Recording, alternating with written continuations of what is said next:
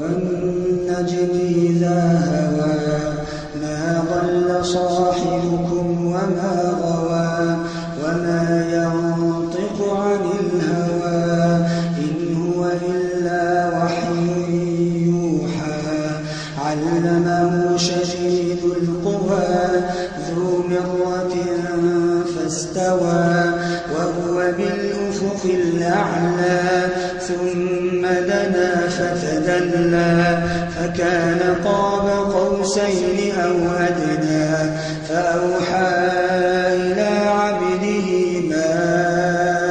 أوحى ما كذب الفؤاد ما رأى أفتمارونه على ما يرى ولقد رآه نزلة أخرى عند سدرة المنتهى عندها جنة المأوى إذ يغشى السدرة ما يغشى ما زاغ البصر وما طغى لقد رأى من آيات ربه الكبرى أفرأيتم اللات والعزى ومناة الثالثة الأخرى ألكم الذكر وله الأنثى تلك إذا قسمة ضيزى إن هي إلا أسماء سميتموها أنتم وآباؤكم ما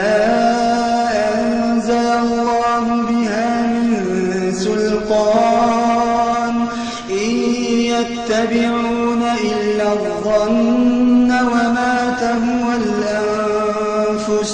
ولقد جاءهم من ربهم الهدى أم للإنسان ما تمنى فلله الآخرة والأولى وكم من ملك في السماوات لا تغني شفاعتهم شيئا إلا من بعد أن يأذن الله لمن يشاء ويرضى إن الذين لا يؤمنون بالآخرة ليسمون الملائكة تسمية الأنثى وما لهم به من علم إن يتبعون إلا الظن وإن الظن لا يغني من الحق شيئا فأعرض عمن تولى عن ذكرنا ولم يرد إلا الحياة الدنيا ذلك مبلغهم من العلم إن ربك هو أعلم بمن ضل عن سبيله وهو أعلم بمن اهتدى ولله ما في السماوات وما في الأرض ليجزي الذين أساءوا بما عملوا ويجزي الذين أحسنوا بالحسنى الذين يجتنبون كبائر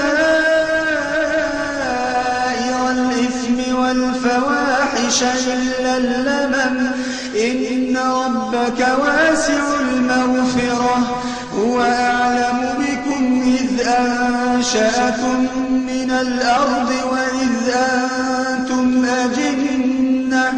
وإذ أنتم أجنة في بطون أمهاتكم فلا تزكوا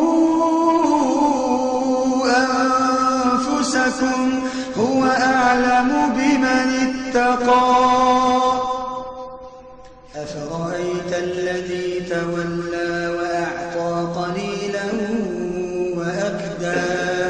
أعنده علم الغيب فهو يرى أم لم ينبأ بما في صحف موسى وإبراهيم الذي وفى ألا تزر وازرة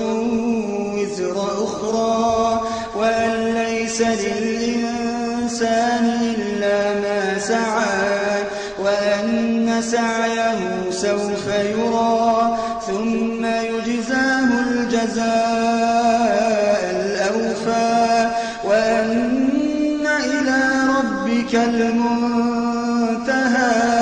وأنه هو أضحك وأبكى وأنه هو أمات وأحيا وأنه خلق الزوجين الذكر والأنثى من نطفة إذا تمنى وأن عليه النشأة الأخرى وأنه هو أغنى وأقنى وأنه هو رب الشعرى وأنه أهلك عادا الأولى وثمود فما أبقى وقوم نوح من قبل إنهم كانوا هم أظلم وأطغى والمؤتفكة أهوى فغشاها ما غشى فبأي آلاء ربك تتمارى هذا نذير من النذر الأولى أزفت الآزفة ليس لها من دون الله كاشفة أزفت الآزفة ليس لها من دون الله كاشفة أفمن هذا الحديث تعجبون وتضحكون ولا تبكون وأنتم سامدون فاسجدوا لله